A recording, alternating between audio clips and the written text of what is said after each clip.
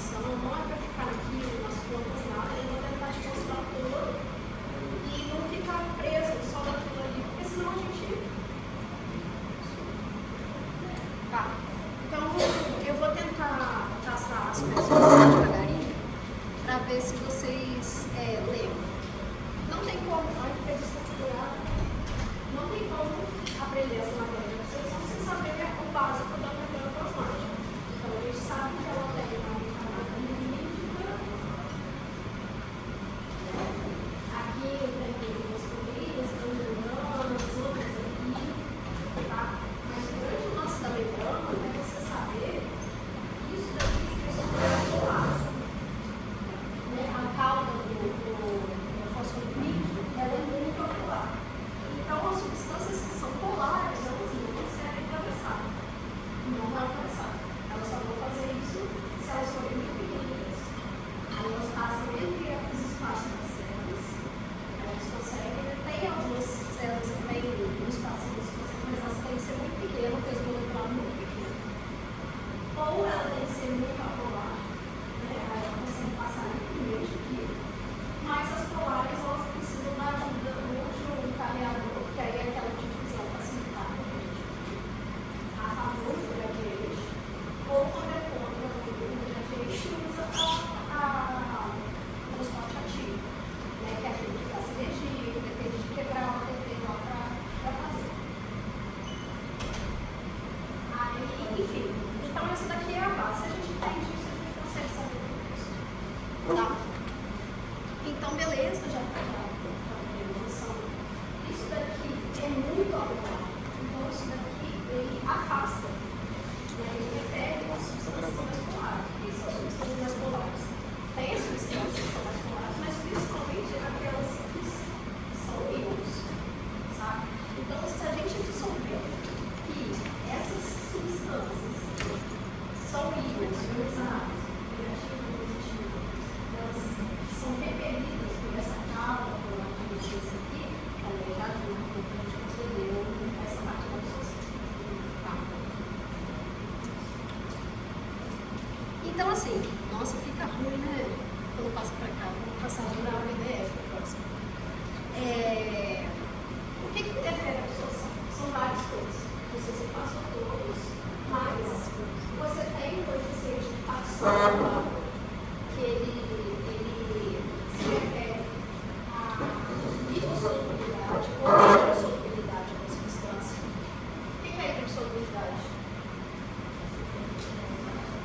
E a substância, para ter a solubilidade da água, precisa ser polar ou apolar. Já ajuda um pouco, né? E lipossolubilidade é ela conseguir se dissolver numa substância mais apolar, né? No meio mais apolar. Então, lipossolubilidade, ou a gente fala hidrofobicidade. Hidrofobia pela água. Ela se afasta, ela é repelida pela água, mas se atrai pelo líquido. Tá? Isso daqui é coeficiente oleoável, ele fala praticamente isso. O peso molecular interfere naquele negócio que eu falei com vocês, principalmente em passar entre os polos de uma célula, tá? O transporte celular. A concentração interfere muito, né? Se fosse uma substância, você tem muita concentração de um lado e do outro, isso vai. A forma farmacêutica também. A forma farmacêutica não, a primeira aula falou um pouco, eu vou falar um pouco de administração. Isso aí, eu acho que é a próxima aula que ele vai ter, se ele vai falar. Mas eles têm aula 11 horas, eu acho que a gente pode parar no Qualquer coisa, eu não sei se vocês podem, quinta-feira. Porque pode. Mas eu acho que pelo horário eu vi que A e B, uma termina 10h30, outra termina 11 horas na quinta. Eu pensei em marcar 11 horas a mentoria. Porque eu já marcar para quinta agora, já adianta a aula que vocês vão ter essa semana, é vídeo de administração. Se vocês quiserem, pode fazer assim? Eu vou deixar marcado. A forma farmacêutica ela influencia. Você tem um xarope e você tem uma dragem. Dragem, você sabe o que é? É aquele comprimidinho que tem um revestimento por fora, que dá uma ajudada ali. Vocês acham que isso daqui vai ser absorvido? O xarope vai ser mais absorvido rapidamente? Ou a dragem mais rapidamente? Porque a dragem não precisa se dissolver no meio. tirar porque ele já está disponível. Então, até se liberar, tem transformação farmacêutica, tem os revestimentos, de liberação prolongada de farmacêutica técnica, ele vai ser liberado para então, a concentração também vai estar absorção crescendo, né? Vai ser devagar, né? Vai ser devagar, mais lento, mais devagar. O grau de organização, que é que você vai se assustar, a parte lá da educação, que a gente vai falar. E a ver a administração, depende da educação pessoal, se você ingere um fármaco direto na condição ilha ou no músculo, né? Você tem que ver se aquilo ali está bem vascularizado, bem no sangue e tal, então tudo isso depende. O pH também, que interfere no fluxo de as variantes celulares, etc. Tudo isso ajuda, tá? Ou atrapalha na absorção. Eu vou ter que comprar outro. Só se você quiser ficar passando.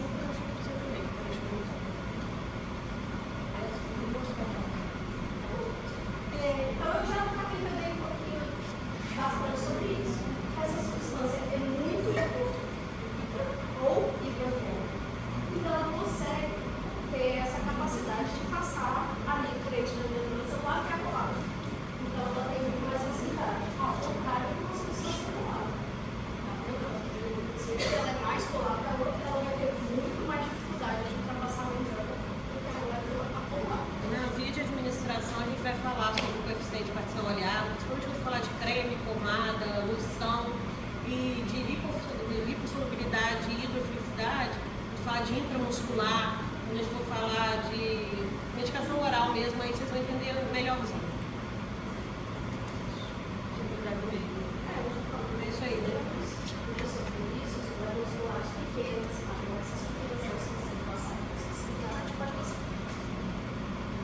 O grau de organização.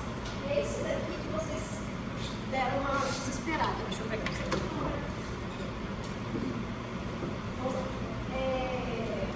A gente tem dois tipos de substâncias, né? Ou elas são um pouco mais ácidas ou um pouco mais básicas. Isso daí diferencia. A maioria dos remédios elas são ácidos ou base frágeis. Porque a gente não vai tomar o ácido sulfúrico. A constante dela é tão grande que ela vai ruim. E de ácido fraco e a base fraca, ela consegue ter essa capacidade, né, de se comportar melhor quando o fármaco utilizou condições. Mas a gente precisa olhar o conceito disso no médico, que é uma base que é o ácido. O ácido ele é capaz de doar o próprio e a base de receber. Então, a partir desse momento, a gente consegue entender um pouco mais das próximos slides. Né? Então, você tem uma base. A gente tem o H, né, da base, depois vai ser secando disso aqui. A base recebe prótons e o ácido doa prótons. Então vamos pegar e começar pelo ácido. Vou pôr um ácido qualquer aqui, né, que é esse, por exemplo. Um H mais, A menos. Essa fórmula, ela está ionizada. Ela está no meio aquoso, porque ela está ionizada. Tá? Então, ela tem um próton e sobe o ônibus. E vice-versa aqui, também ela está na sua fórmula molecular. Toda substância é capaz de ficar ionizada com a sua fórmula molecular. Só que umas muito mais que as outras. Algumas têm capacidade de dissociar muito. Algumas ficam muito mais na fase molecular. Isso depende do quê? Do pH também. Se você tem um pH ácido, um pH de 2, um pH ácido, o que vai ter mais nesse meio? Você vai ter que pagar mais, certo? Por quê? Pelo meio ácido, ele doa o próton e o próton fica lá. Só que cada substância ela tem uma particularidade, cada uma tem um pH. O pH nada mais é que uma constante para essa dissociação.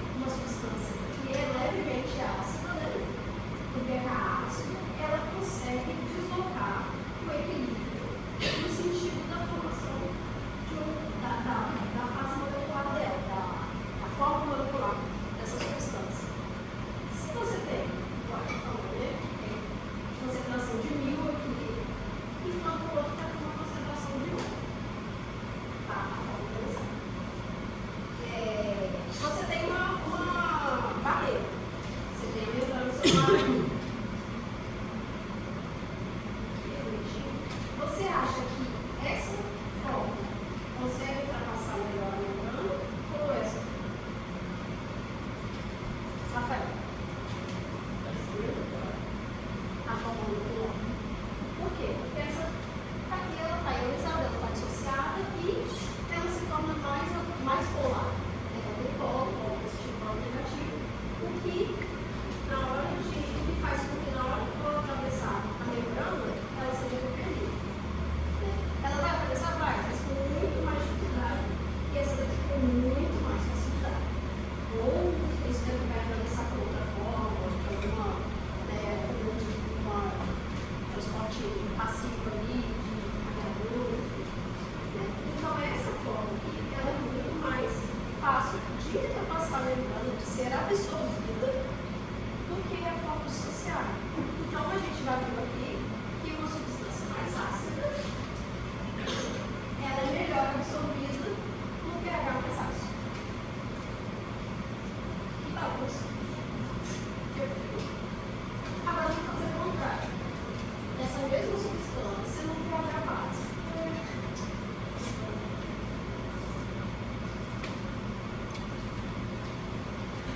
Essa mesma substância aqui no pH básico.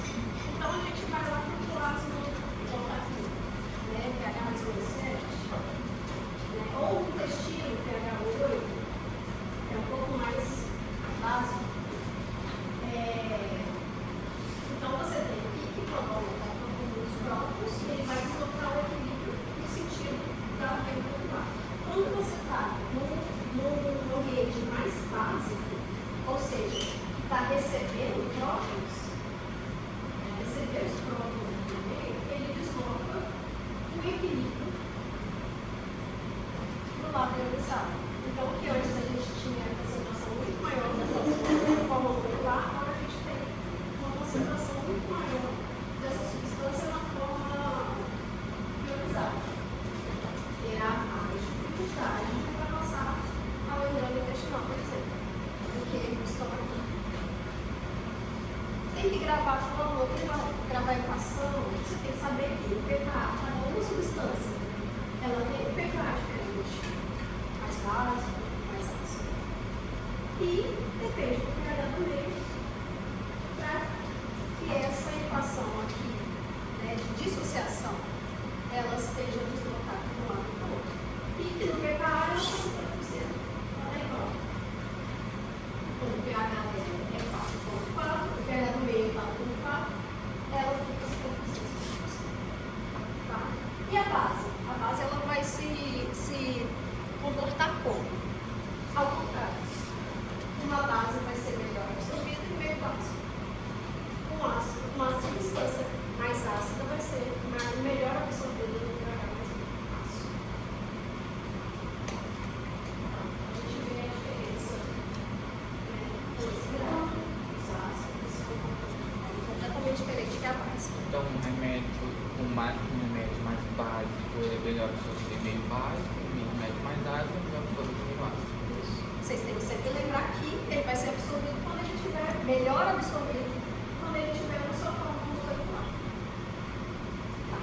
Por isso que tem um remédio, né, tem remédio com capsulado, que chega lá. Mas é investimento. Não é nem que sempre é só por isso. A cápsula, por exemplo, é para proteger para qualquer intemperismo que ele passe na via oral. Por exemplo, a própria saliva, a enzima, que tem algumas enzimas digestivas, o próprio ácido clorídrico, por exemplo. Tem medicamento que ele precisa chegar no intestino, para ser absorvido no intestino. Então a cápsula serve mais como uma proteção, porque ele não tem estabilidade química, essa é a palavra. As substâncias químicas, elas dependem de estabilidade química. Alguns fármacos conseguem ficar estáveis no meio. Ele consegue passar pela saliva e continuar estável. Ele consegue passar pelo ácido clorídrico e mesmo assim permanecer estável. Outros não, são extremamente delicados. Por exemplo, o omeprazol. O omeprazol é um ótimo exemplo. Ele vem no grânulo e ele é extremamente delicado, estabilidade química zero. Tem duas formas de você mexer na estabilidade química de um fármaco. Ou você vai dar para ela uma proteção, a gente coloca aí um drageamento, coloca um verniz nele, por isso que aqueles comprimidos são brilhosos, coloridos, né? Passa da língua até meio adocicado. Ou a gente coloca uma cápsula em gel, ou a gente modifica a estrutura química e transforma a substância para dar estabilidade. Uma forma de mudar a estrutura química dele é transformar ele num profármaco. Vocês vão ouvir esse termo na farmacologia. O que é um profármaco? Um fármaco inativo. Um exemplo deles, o AS. Todo mundo já ouviu falar do AS. O AS é um comprimido comum, simples, ele tem uma estabilidade química se ele vier na forma de profármaco, que é ácido acetil salicílico. Quando você toma esse ácido acetil salicílico e ele é absorvido, ele tem uma característica de ser um ácido fraco, então a absorção dele é aonde? Que lugar? Estômago ou intestino? Ele é um ácido fraco. A absorção dele é no estômago ou no intestino? No estômago. Sempre lembra, a absorção é no mesmo meio. Se ele é ácido, absorve no ácido. Se ele é alcalino, absorve no meio alcalino. A absorção é sempre no meio semelhante ao pH dele. Por quê? Porque no mesmo pH dele, ele não dissocia, ou dissocia muito pouco. Agora, se ele está num ambiente contrário ao dele, ele vai dissociar muito. E aí a gente já viu que a forma dissociada, ela é repelida pela parede. Ok? Então grava, a absorção é sempre no mesmo pH. Se ele é ácido, absorve no estômago. Se ele é alcalino, absorve no intestino. Aí beleza, o AS absorveu ele. Primeira coisa que ele vai sofrer é um negocinho chamado efeito de primeira passagem. Eu acho que eu até falei sobre alguma coisa na aula passada, mas a gente não aprofundou, porque na hora que eu for falar das vias de administração, eu vou falar de novo. O que é um efeito de primeira passagem? É um fármaco que precisa ir ao fígado antes de funcionar para ser ativado, porque ele entrou inativo ou alterado. Né? Ele veio menos ativo, digamos assim, veio só com uma estrutura modificada. O AS, quando chega no fígado, ele vai sofrer uma ação enzimática chamada acetilação. Ele vai perder o acetil, então ele vai deixar de ser ácido acetil salicílico e vai virar ácido salicílico. Então, quem de fato é o princípio ativo mesmo, que vai lá fazer o efeito terapêutico, é o ácido salicílico. Existe ele na forma farmacêutica? Existe. Você consegue comprar ele, ácido salicílico, só que a gente não consegue usar ele via oral, porque se na hora que ele bate no estômago, ele desestabiliza e não consegue ser absorvido. Então, vocês vão achar o ácido salicílico para usar tópico, para colocar em calo, ou uma gotinha que você pinga para tirar o calo, aquele excesso do calo. Então existe esse ácido, mas ele é usado de via tópica, porque aí ele tem estabilidade. De via oral ele não tem. Então ele precisa se tornar ácido salicílico no corpo, para esse ácido salicílico chegar no receptor e fazer o efeito. Né? No caso, aí, o efeito dele é anti-inflamatório, antiagregante plaquetário, né? Mexer nas nossas glandinas. Vocês conseguem entender isso? Tranquilo? Beleza. Então, nem sempre essas modificações são só para fazer ele ser absorvido no lugar certo. Às vezes também é para dar proteção para a própria estrutura química dele. Isso faz parte do doutorado. Só queria que você falasse um pouquinho mais. Para mim ficou um pouco confuso a questão de quando ele vai ser absorvido na fórmula ou quando ele vai ter que ser desassociado. Só isso para mim ficou um pouco. Vou pegar de novo. Dos conceitos que a gente viu, o que é o pK? Desassociação. Essa constante é a constante 5, vamos supor. A substância ela tem um pK de 5, quer dizer, um pH 5. A substância, vamos pôr o clássico.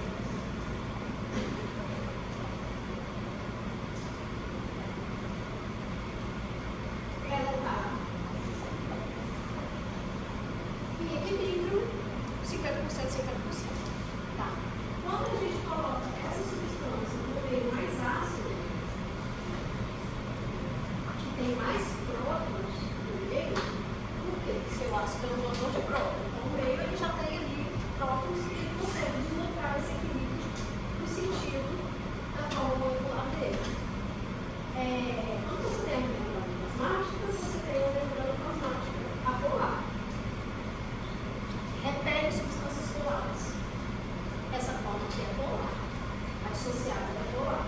Ela vai ter muita dificuldade de alcançar uma membrana apolar. Então, ela é melhor absorvida na sua forma molecular. Ou seja, ela é melhor absorvida no pH ácido, substância ácida. Então, a gente já viu dois conceitos aqui. O que é o pK? 50%, 50%, que é a sua dissociação. Né? O pH que ela está em 50%, com esse coeficiente que cada uma substância tem o seu. A gente viu que uma substância com pH básico, ela vai ser melhor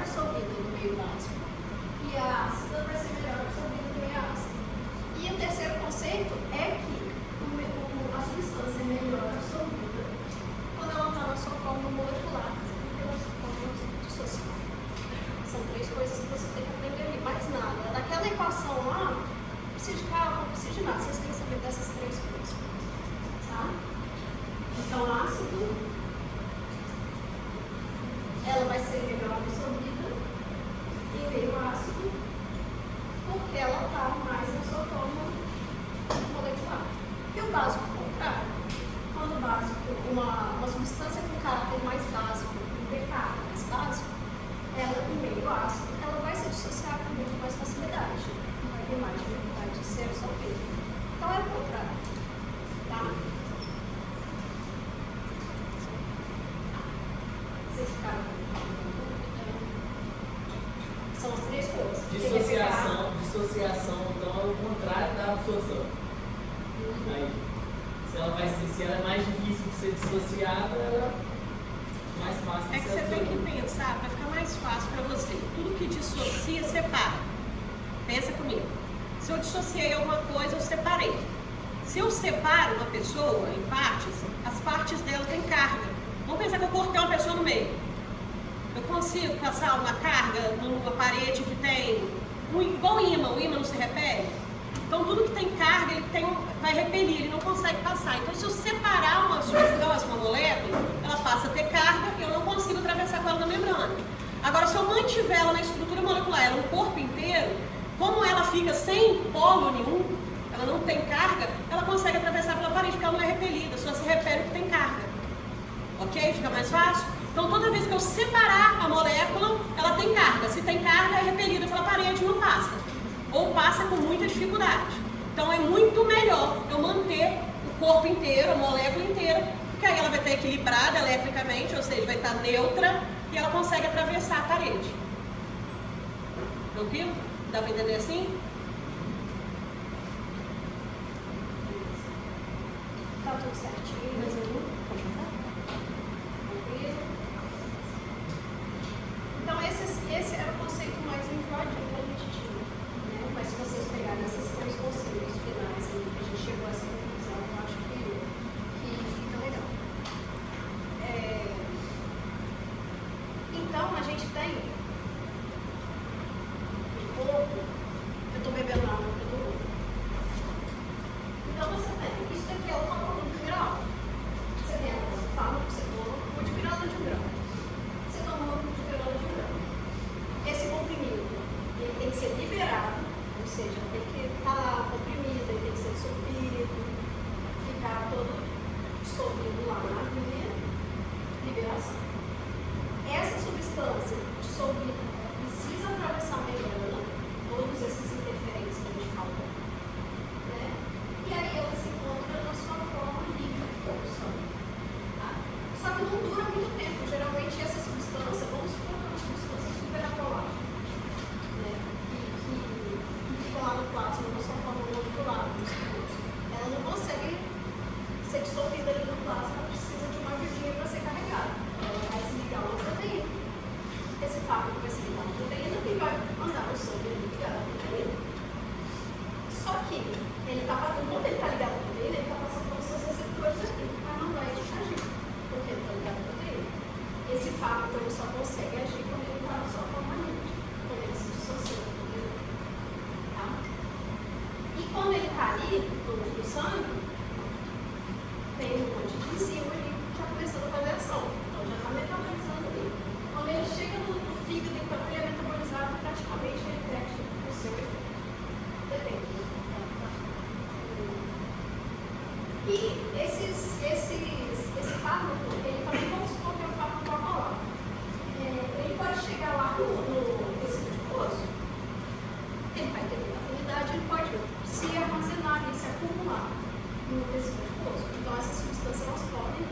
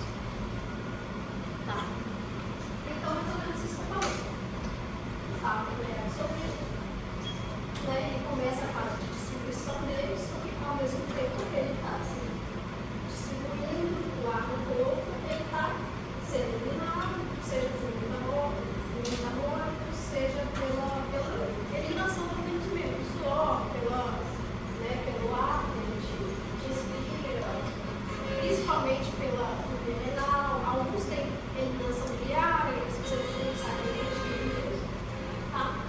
Quando ele chega numa concentração ótima, ele tem o efeito que a gente precisa. Tá? Então, ele deu a você, tem uma pessoa que não tem isso. Ah, ele adora isso aqui na prova, tá? Já vou avisar. Eu não tive.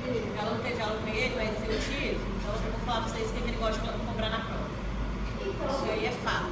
essa área sobre a curva, ela descreve essa concentração na sua circulação, absorção.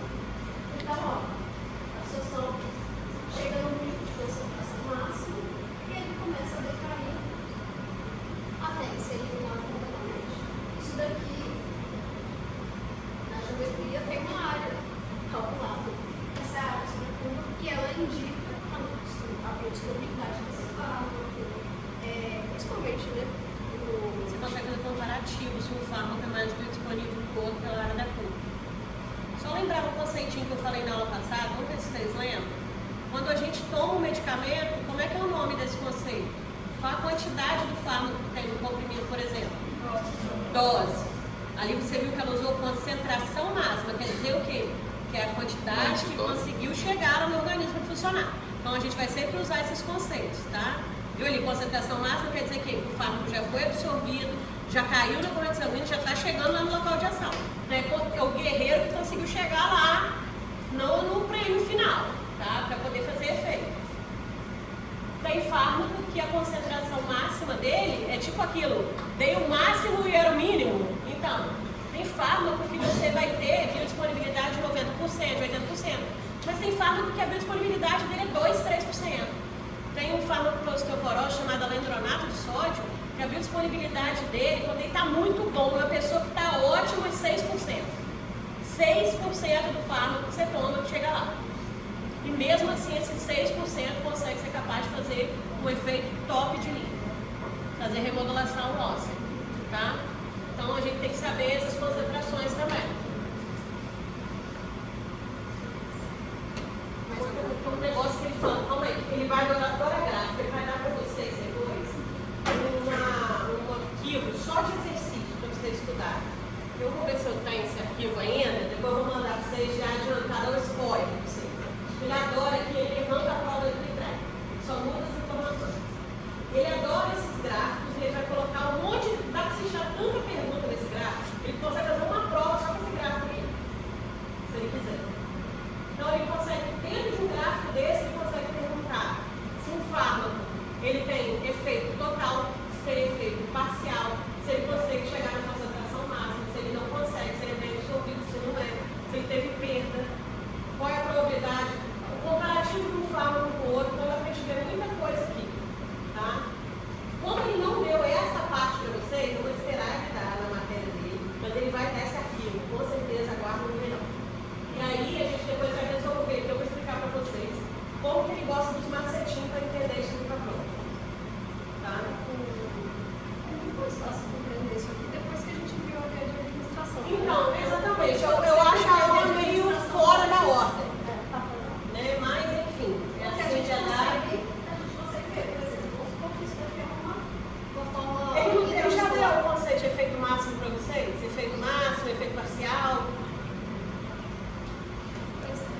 Só deu o Então, antes da prova, a gente revê. Mas a gente, na revisão para a prova, a gente faz isso na ordem certa, aí vai ficar mais fácil para vocês entenderem.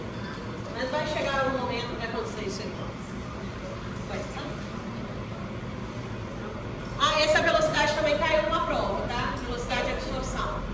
Esse que você estava falando de antes, que não deu ainda, é uma coisa sobre janela terapêutica?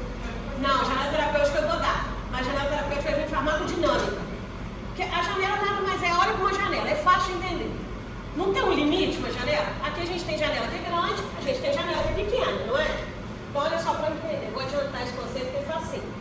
A janela terapêutica é a distância onde o fármaco começa a fazer efeito, pensa no limite daquela janela, até onde o efeito dela para de ser terapêutico e começa a ser tóxico. Quanto maior é a janela, melhor é a visão que eu tenho, não é? Quanto maior a janela, mais seguro é o fármaco. Ou seja, eu posso transformar qualquer dose, eu posso trabalhar com qualquer dose ali dentro dessa janela, com segurança, sem levar uma pessoa para uma intoxicação. Agora pensa numa janela pequenininha, a imagem, a visão lá é pequena, é ruim, não é? Então quer dizer que janelas curtas, ou seja, muito próximas, entre o limite da dose, que começa a fazer efeito e que começa a ser tóxico, muito próximos são fármacos perigosos. São fármacos que são extremamente tóxicos. Porque é um pouquinho, uma gotinha que você dá a mais, você já coloca o paciente no processo tóxico. Aí fica fácil de entender quando você lembra de limite, de janela. Tranquilo? Isso aqui é índice terapêutico ou janela terapêutica. Aí, sobre a absorção. A gente vai ter diferentes vias de administração, por isso que tem vias. E a gente vai ter, com isso, uma velocidade de absorção diferente do valor. Então, vamos supor que a gente tem um remédio intravenoso, um fármaco intravenoso. Ele não tem processo de absorção. Ele já começa aqui, porque ele já é jogado direto ao sangue. Então, ele só vai retraindo por conta da eliminação, por conta da alimentação, tá? E a gente tem alguns fármacos que são muito rapidamente absorvidos. O bioral, do que outros, vai devagarinho, né? E ele vai... Só que assim, a concentração eficaz é essa daqui. Então, quanto mais esse medicamento ele está exposto a essa concentração eficaz, melhor é ele, desde que não ultrapasse a população. Esse gráfico é legal também para a gente entender por que em urgência e emergência a gente usa o medicamento injetável. Olha lá, o fármaco já entra fazendo efeito, ele já cai direto. O tempo que qualquer outro fármaco gasta para absorver, em qualquer via, o injetável, o endovenoso, ele já caiu na circulação e não tem perda. A biodisponibilidade do fármaco intravenoso é 100%. A quantidade que você injetou é a quantidade que vai chegar. Ele não tem parede nenhuma bloqueando ele, não tem ninguém barrando ele. Então, essa é uma vantagem. Agora, olha, repare que o efeito máximo de cada via é diferente. É o pico da curva, que é o efeito máximo. Então, dependendo da via, o pico máximo é muito baixo. Aí você pode olhar para mim assim, então para que tem uma via com pico baixo? Depende, às vezes eu preciso de um tratamento, na verdade, que seja mais constante. Repare que quem tem um pico um pouco mais baixo, talvez dure um pouco mais de tempo, ele é mais constante. Então, num tratamento de manutenção, que eu quero manter um paciente controlado, talvez um pico mais baixo, mas mais constante, seja mais interessante.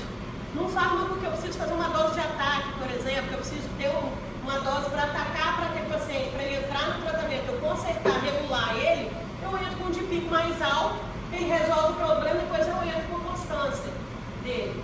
Vai ter também no final da aula de distribuição, se não me engano, de metabolismo, ele vai falar das múltiplas doses. Vai ter uma parte da aula das múltiplas doses. Por que a gente toma de 12 em 12 horas? E o que acontece depois? Porque tem fármaco que o efeito só começa, de fato, a ser constante, ser padronizado, com 15 dias, com um mês. Por quê? Vocês vão ver que uma dose vai completando a outra, vai criando o que a gente chama de platô, né? Que é aquela constância do efeito. Mas então a gente tem, cada via ali tem um efeito máximo. Por exemplo, vocês acham que qual fármaco chega a uma quantidade maior, vamos colocar assim, fica mais disponível? Um fármaco que você apresenta na forma intranasal, né, ou inalatória, ou um fármaco de via oral? Nasal, por quê? Primeiro que a parede que ele tem que atravessar é uma parede que tem uma área de contato extensa. A gente pegar um pulmão, esticar ele, está quase do tamanho de um campo de futebol. É muita coisa, é muita área de contato. Diferente do estômago, que é bem menor. Por exemplo, é diferente do intestino, que é bem menor. Apesar de a gente ter microvilosidade, que aumenta essa área de contato, né? Mas justamente por ter aquela hematose, aquela troca gasosa do pulmão, aquilo ali é muito rápido. O fármaco consegue entrar junto com ela. Então é uma via de absorção extremamente rápida. Por isso que a gente tem bombinha de segurança para asma inalatória, porque ela é muito rápida o efeito. Muito mais rápido que absortivo. O estômago, tem que diluir no estômago, ou senão tem que chegar lá no intestino. Isso tudo demanda tempo. Aí se tem alimento no estômago, deixa tudo muito mais lento. Então isso tudo interfere na absorção. Por isso a via oral é a mais lenta de todas. Tá? Então, se a gente fosse falar, a mais rápida, inalatória. Isso das que tem absorção, que a gente não considera endovenosa com absorção. Tá? A única que não tem absorção é endovenosa. Todas as outras têm. A mais rápida é a a intranasal, né, ou a inalatória, a que vai para o pulmão, e a mais lenta é a via oral. Ok? Ok. Mas a gente vai falar de novo aqui nas vias de administração, a gente vai falar. Eu coloquei isso aqui porque a gente ia ver hoje, né? Só para ter uma noção. Então aqui a gente tem praticamente o que ela falou, são tempos das aulas. Mas aí você tem o tipo de absorção, né? Que já é direto, então não tem absorção, tem absorção de biodistribuição. Então ele já começa a sua concentração máxima e vai diminuir. A área sobre a curva dele é X. O mesmo medicamento. Você tem ele intramuscular. Aqui você vai formar um depósito, que ele vai ser gerado um pouco mais rapidamente do que aqui, por exemplo. Então, ele vem o seu pico, ele vem o seu pico bastante bom, e também tem ele lá de uma forma mais rápida do que o outro. A subcutânea é a mesma coisa, ela vai ser liberada mais devagarinho e até chegar no sangue, né? A subcutânea também tem uma área sobre a curva diferente dessa. E a via oral, né? Usualmente não, enquanto ele está sendo absorvido, ele já está sendo eliminado, porque ele já está ali no tempo, né? Tem metabolismo de primeira passagem, ele já vai sendo eliminado, e tem uma área sobre a curva totalmente diferente também.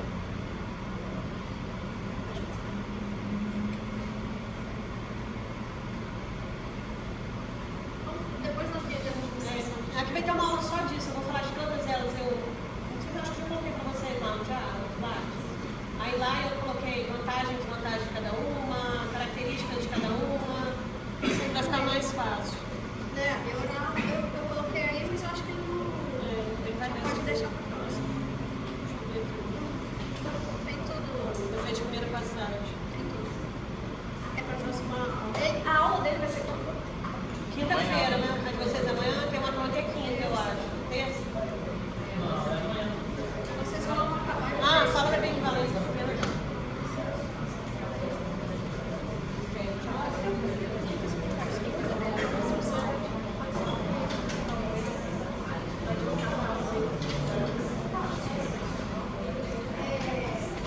Esse conceito aqui é um conceito muito importante que vocês Ele deu trabalham, para né? vocês, né? Diferença de genérico, similar, referência. A diferença Foi questão de deles, prova esse conceito. A diferença deles é, vamos supor, você tem um fármaco antipirona. Você tem a dipirona aqui, né? 1 grama, que o laboratório X faz. Qualquer um. E a dipirona de 1 grama também, que o laboratório Y faz. Só que quem descobriu esse medicamento foi a Novalgina, lá foi o medicamento que foi descoberto, eles fizeram todas as pesquisas, teve sua patente, só ele que podia vender durante aquele tempo de patente.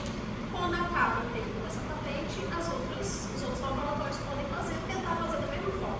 Vou pegar uma dipirona, vou colocar 1 grama aqui, só que 1 grama não dá para fazer o comprimido, a gente precisa de recipiente junto. Então eu vou misturar maisena, eu vou misturar um negócio aqui que vai diminuir a liberação, até formar uma trajezinha aqui, o revestimento. Beleza, você conseguiu comprimir.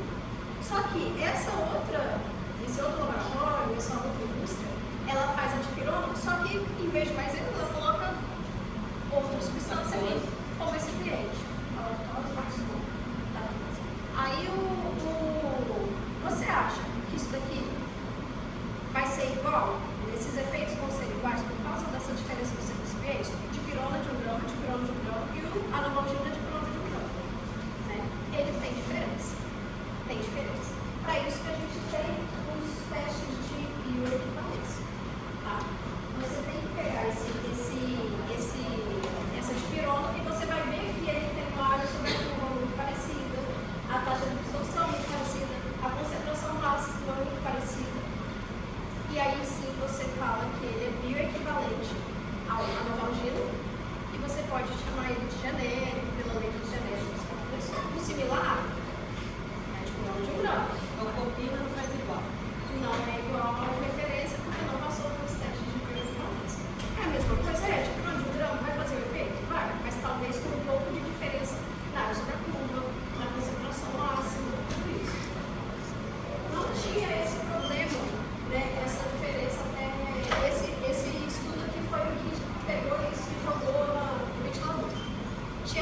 formulações de diproxil com a mesma dosagem, e eles conseguiram provar que uma era completamente diferente da outra. Olharam sobre a bula da primeira formulação, da segunda e da última, sabe? Eles conseguiram ver que as concentrações plasmáticas de massa eram diferentes, que a velocidade de absorção era diferente, só pela mudança da formulação daquela droga como um todo.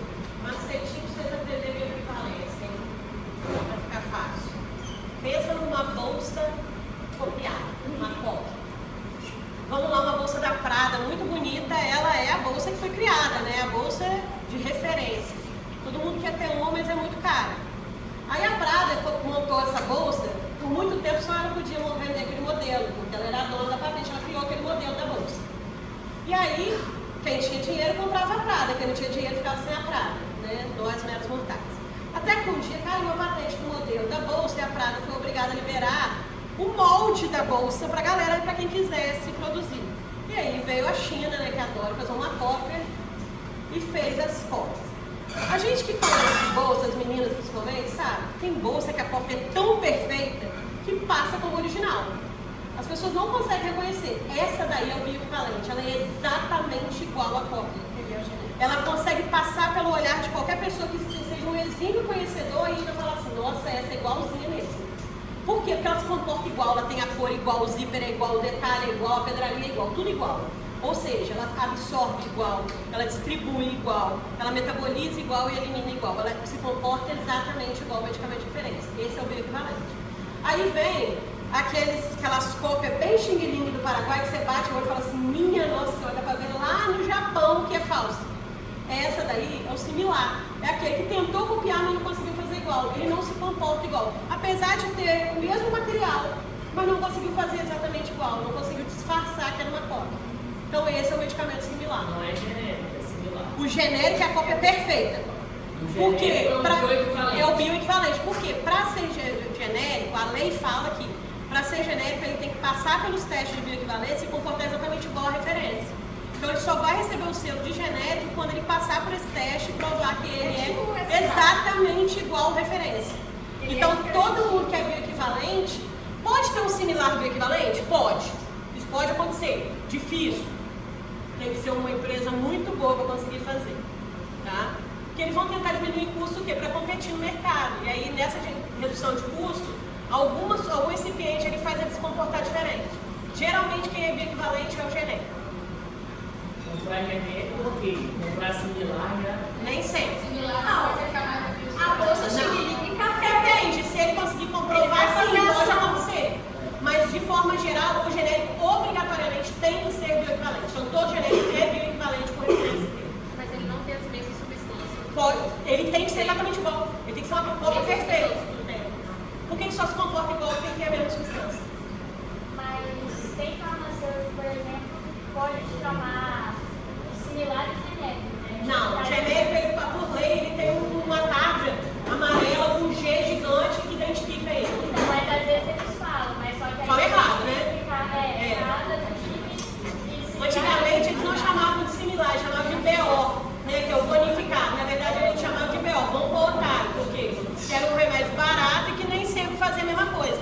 Gente mais antiga tem muito que falar assim, eu não quero remédio aquele comprimido branco, porque ele não faz efeito em mim, só faz efeito se for rosa, por exemplo. Porque geralmente é o similar. Agora o genérico não, ele obrigatoriamente se comporta igual, ele tem que se comportar igual. Porque ele é vendido mais barato. Nem sempre, mas é porque quando foi criada a lei de genérico, justamente para essa lei pegar, porque só o Brasil tem isso, né? Para essa lei pegar, eles colocaram esse desconto nas indústrias que eram produtores de genérico. Então eles conseguem produzir, eles conseguem, na verdade, revender com uma taxa mais baixa. Aquele que está saindo só é mais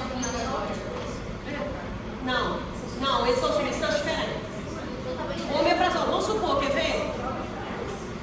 Novalgina, Novamed. A Novamed é o similar, a Novalgina é a referência, e tem o dipirona sódica genérica.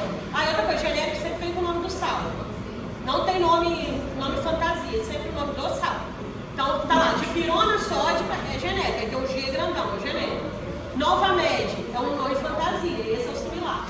O similar pode trazer nome fantasia.